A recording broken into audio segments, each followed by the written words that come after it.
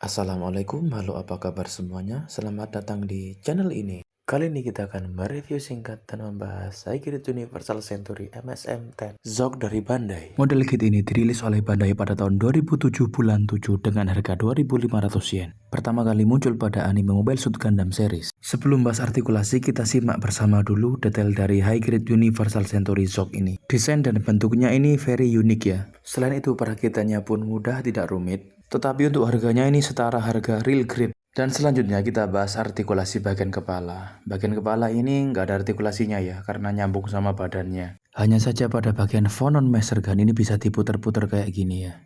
Bagian armor pada kepalanya ini bisa kita buka. Pelan-pelan untuk nyopotnya ini ya. Oke.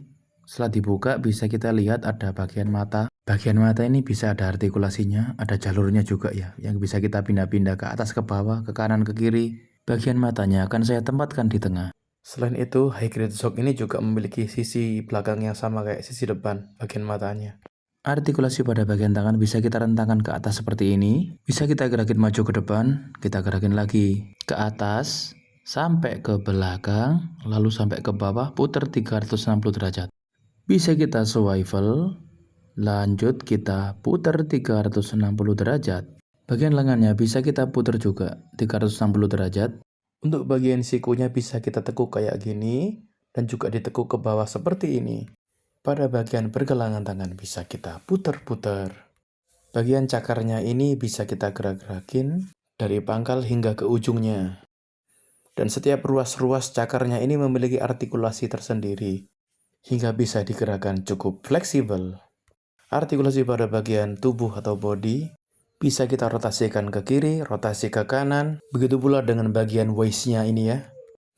Bisa kita buat untuk gerak-gerakin ke atas ke bawah seperti ini. Bisa digerakin ke samping kiri, samping kanan seperti ini. Tidak ada artikulasi pada bagian waist atau pinggang. Pada bagian kakinya bisa kita splitkan sejauh ini. Bagian pangkal paha bisa kita swivel dan kita rotasikan ke kiri dan ke kanan. Muter 360 derajat. Dan bisa pula kita gerak-gerakin seperti ini. Pada bagian sepatu bisa kita gerakin ke samping kanan samping kiri.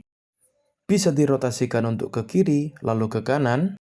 Bisa kita tekuk ke depan ke belakang atau ke atas ke bawah. Oh iya, lupa bagian moncongnya di badannya tadi bisa kita gerak-gerakin ke atas ke bawah ya. Depan belakang sama bentuknya, artikulasinya juga sama. Berikut pose dari Hybrid Zog ini ketika berubah mode menjadi mode penyelam atau cruiser mode.